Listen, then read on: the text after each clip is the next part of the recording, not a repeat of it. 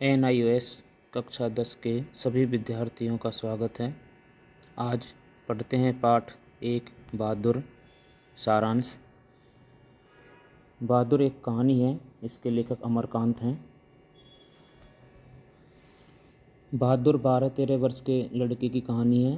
बहादुर नेपाल और बिहार की सीमा में पड़ने वाले किसी गांव का रहने वाला है। कहानी के आरंभ में वाचक उसका चित्रात्मक वर्णन करता है। बहादुर के पिता सेना में थे। उनकी मृत्यु हो चुकी है। बहादुर अपनी माँ का इकलौता सहारा है, पर उसका मन काम में नहीं लगता। वह बच्चा है। वह बच्चों जैसी शरारतें करता है। इस पर उसकी माँ उसे पीटती है तो वह घर से भाग जाता है। बहादुर को नौकर के रूप में वाचक का साला वाचक के घर लेकर आता है। वाचक का परिवार मध्यवर्गीय है। इस परिवार में वाचक की पत्नी निर्मला के अतिरिक्त इसका एक पुत्र किशोर और एक लड़की है। किशोर बहादुर की उम्र के आसपास का ही है। मध्यवर्गीय परिवारों में बहुत सी चीज़ें दिखावे के लिए लाई जाती हैं। इस परिवार में भी बहादुर दिखावे की चीज़ है। शुरू में निर्मला उसे बड़े स्नेह से रखती है। बहादुर भी खूब मेहनत से घर के काम हंसते हंसते करता है। किशोर घर का बिगड़ेल लड़का है और बहादुर को मारता पीटता है, साथ ही गालियाँ भी देता है। उसे वाचक और निर्मला में से कोई नहीं रोकता। आगे चलकर निर्मला भी पड़ोसिन के बहकावे में आकर बहादुर की रोटियां बनाना छोड़ देती है।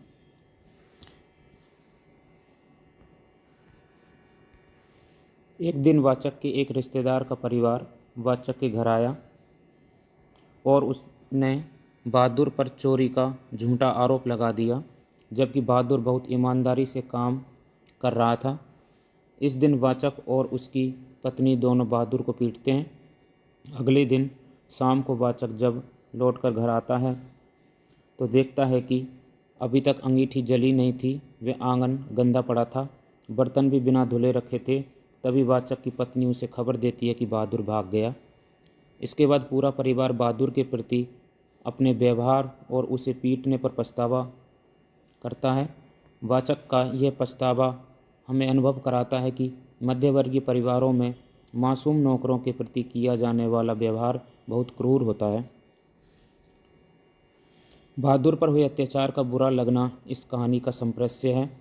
यह कहानी हमें भी इस बात के लिए तैयार करती है कि हम समाज में रहने वाले नौकरों या उन जैसे अनेक लोगों के प्रति समानुभूति रखें, उन्हें अपने जैसा ही समझें, वे उन पर अत्याचार न होने दें। ऐसा करने से उनके जीवन की दिशा बदल सकती है और समाज भी अनेक समस्याओं से बच सकता है। इस पाठ के मुख्य बिंदुओं पर बात करें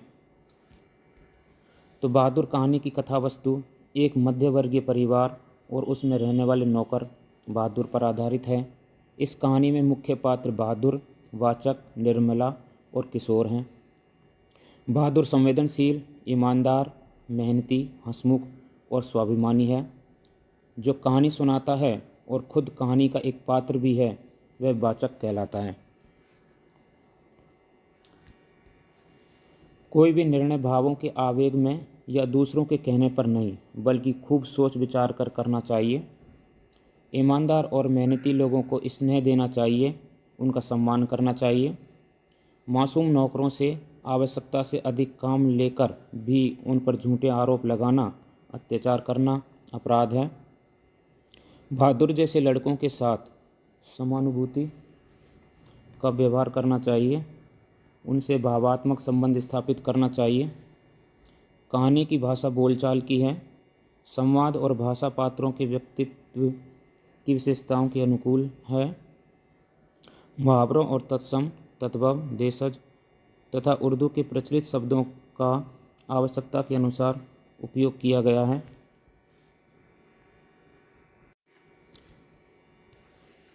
सहानुभूति, किसी को दुखी देखकर स्वयं दुखी होना, हमदर्दी रखना। समानुभूति, जब दूसरे का दुख अपना दुख बन जाए। उद्देश्य, मध्यवर्गीय परिवारों का मासूम नौकरों के प्रति किया जाने वाला व्यवहार बहुत क्रूर होता है। नौकरों के प्रति क्रूरता नहीं करनी चाहिए। बहादुर पर हुए अत्याचार का बुरा लगना, यह दर्शाना इस कहानी का मुख्य उद्देश्य है। हम समाज में रहने वाले नौकरों के प्रति समानुभूति रखें, वे अत्याचार न होने दें। जीवन में कोई भी ऐसा कार्य न करें जिसकी वजह से पछतावा या आत्मग्लानि का सामना करना पड़े। बाल श्रम एक दंडनीय अपराध है। इस तरफ लेखक ने हमारा ध्यान खींचा है। मध्यवर्गीय परिवार की मनोवृत्तियों के बारे में बताना भी बहादुर कहानी का मुख्य उद्देश्य है। अब प्रश्नों पर चर्चा करते हैं। सर्वाधिक उपयुक्त विकल्प चुनकर पूछे गए प्रश्नों के उत्तर दीजिए। माँ बाप का कर्जा तो जन्म भर भर जाता है, यह वाक्य किसका है? यह वाक्य बहादुर का है। बहादुर ने काम करने से मना कर दिया क्योंकि किशोर ने उसे गाली दी जो उसके बाप पर पड़ती थी।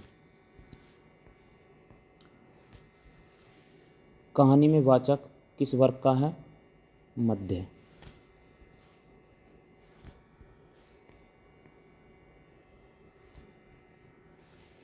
बहादुर कहानी के अंत में क्या अभिव्यक्त नहीं होता? घृणा। प्रश्नोत्तर। प्रश्न 1, वाचक के लिए नौकर रखना किन कारणों से आवश्यक था? आपकी दृष्टि में क्या वे कारण उचित थे? उल्लेख कीजिए। उत्तर, वाचक के सभी भाई और रिश्तेदार अच्छे ओहदे पर थे और उन सभी के यहाँ नौकर थे। जब वाचक बहन की शादी में घर गया तो वहाँ नौकरों का सुख देखा। वाचक की दोनों भाभियाँ रानी की तरह बैठकर चारपाइयाँ तोड़ती थी, जबकि निर्मला को सवेरे से लेकर रात तक काम करना पड़ता था। हमारी दृष्टि से वे कारण उचित नहीं थे, क्योंकि कोई भी निर्णय भावों के आवेग में या दूसरों के कहने पर नहीं, बल्कि खूब सोच विचार कर करना चाहिए।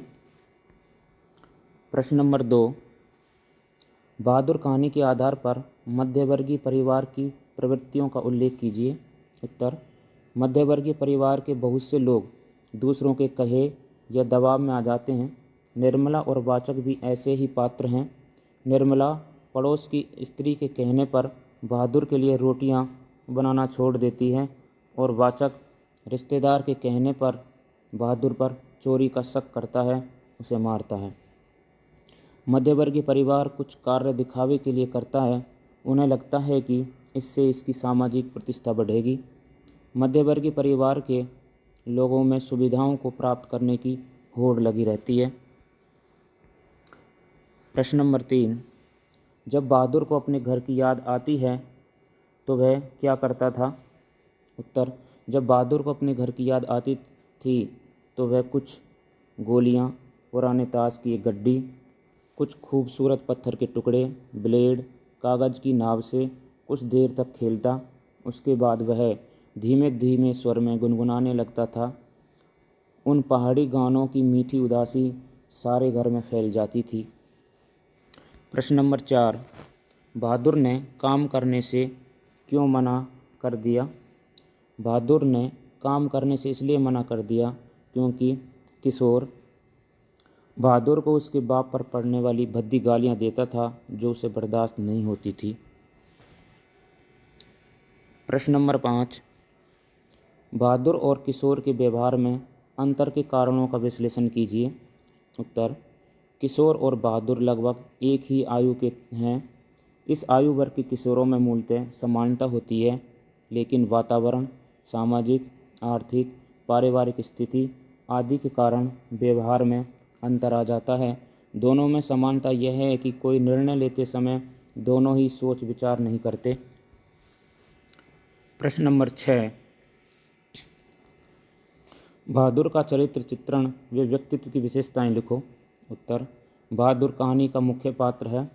वह 12-13 साल का छोटे कद का गोल मटोल लड़का है। उसका रंग गोरा है, चेहरा चपटा व आंखें छोटी छोटी हैं। वह गले में रुमाल बांधता है। बहादुर में बचपन का भोलापन व संवेदनशीलता है। वह घर के लोगों को सम्मान देता है, यानी सम्मान करता है। बहादुर ईमानदार है। रिश्तेदार जब उस पर चोरी का आरोप लगाते हैं तो स्वयं वाचक कहता है, अरे नहीं, वह ऐसा नहीं है। जब वह वाचक के घर भागता है तो कुछ ही भी लेकर नहीं जाता।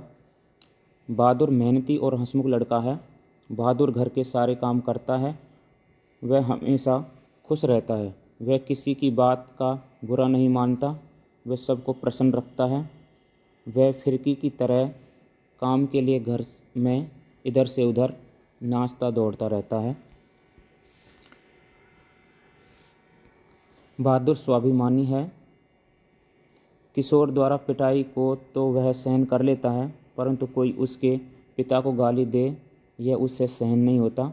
वाचक के अलावा सब उसे मारते हैं, पर वह घर से नहीं भागता। लेकिन जब उसका यह विश्वास टूटता है तो वह भाग जाता है। बहादुर में अपने परिवार के प्रति कर्तव्य बोध भी है। वह अपनी तनख्वाह के पैसे माँ के पास भेजने के लिए कहता है। कारण पूछने पर जवाब देता है, माँ बाप का कर्जा तो जन्म भर भरा जाता है। प्रश्न 7, वाचक का चरित्र चित्रण व व्यक्तित्व की विशेषताएं लिखो। उत्तर, कहानी में दूसरा प्रमुख पात्र वाचक है। उसमें मध्य वर्गीय व्यक्ति के गुण और दोष दोनों हैं।